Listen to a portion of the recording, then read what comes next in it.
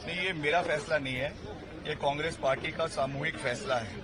जो हमने अपनी गारंटीज दी है, हमने अपनी बात कांग्रेस पार्टी के हमारे केंद्रीय नेतृत्व ने रखी है। उसमें साफ किया है कि जिस दिन हमारी सरकार बनेगी हम अग्निवीर योजना को बंद करेंगे और उसमें जितने भी हमारे एप्लीकेंट्स थे जिन्होंने इसमें अपनी वो दिए है एनरोलमेंट्स करवाई है, उनको पुराने सिस्टम से उनकी रिक्रूटमेंट्स करवाई जाएगी, क्योंकि ये 3 साल का जो नौकरी देने की बात करी है उसके बाद 21 साल में जो है वो रिटायरमेंट हो जाती है। ये बहुत दुर्भाग्यपूर्ण है। हिमाचल में भी कई ऐसे केसेस आए जिन अग्निवीर के युवाओं ने शहादत जो है देश के ऊपर देश की सुरक्षा के लिए प्राप्त करी, मगर जब हिमाचल में वो आए, उनका शव यहाँ पर आया तो उनके ऊपर जो है वो हमारा झंडा भी नहीं था, उनको जो है स्टेट ऑनर नहीं दिया गया। तो ये हमारे लिए एक बहुत ही राजनीतिक मसला नहीं है, ये शहादत से जुड़ा हुआ मसला है, हमारे वीर सपूतों से जुड़ा हुआ मसला है। और जो भी व्यक्ति भारतीय सेना में जाता है उनको पूरा मान सम्मान मिलना चाहिए। ये सोच कांग्रेस पार्टी की है और उसको हम आने वाले समय में पूरा करेंगे। आप पिछले कई दिनों से चुनाव प्रचार में हैं, उसके पहले भी सरकार के मंत्री के तौर पर यहाँ आते रहे, लोगों से जो समर्थन मिल रहा है तो उस पर क्या कहना चाहिए? नहीं, मैं धन्यवाद करना चाहता हूँ।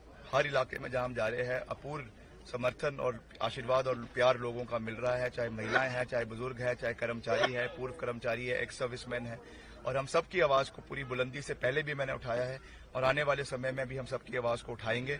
और केंद्र में लोकसभा के अंदर जितने भी मसले इस क्षेत्र के लोगों के हैं उसको हम उठाने का पूरा प्रयास करेंगे। राज्य सरकार को भी करीब 15 महीने हो गए हैं, लगभग 1.5 साल होने आए हैं, लेकिन बीजेपी का कहना है कि जो गारंटियां दी गई थी, जो वायदे किए गए थे, वो ज्यादातर इलाकों में पूरे नहीं हुए, कुछ इलाकों में तो बिल्कुल भी पूरे नहीं हुए, कुछ गारंटियां तो ऐसी हैं और ये यही कारण बनेगा कि कांग्रेस को जनता नकारेगी। देखिए, हमने तो उसको चरणबद्ध तरीके से पूरा करना शुरू कर दिया है।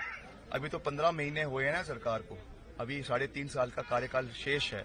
हमने उसको स्पेसिफिक डिस्ट्रिक्ट्स में पूरा करना शुरू कर दिया है। उसके लिए 800 करोड़ रुपए का बजट का प्रावधान किया है और महिलाओं ने फॉर्म भरने शुरू कर दिए है। 6 जून को ये हर महिला को मिलना शुरू हो जाएगा।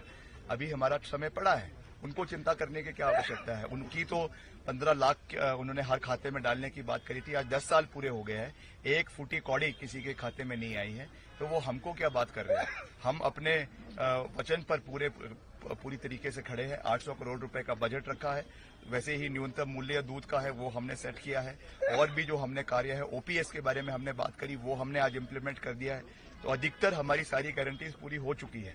जो बची है उनको हम चरणबद्ध तरीके से प्रदेश के अंदर पूरा करेंगे। कल अमित शाह ने राज्य सरकार पर निशाना साधते हुए ये भी कहा कि डायरेक्ट और इनडायरेक्ट तरीके से 3200 करोड़ रुपए से ज्यादा राज्य सरकार को केंद्र सरकार ने भेजा है और चुनाव खत्म होते ही उसका हिसाब मांगा जाएगा। देखिए, मैं ये जिम्मेवारी के साथ ये बयान दे रहा हूं कि हमको मात्र 300 करोड़ रुपए आपदा में मिला है, मात्र 300 करोड़ रुपए, जो हमारे एसडीआरएफ और एनडीआरएफ के माध्यम से ये पैसा प्रदेश को मिला है।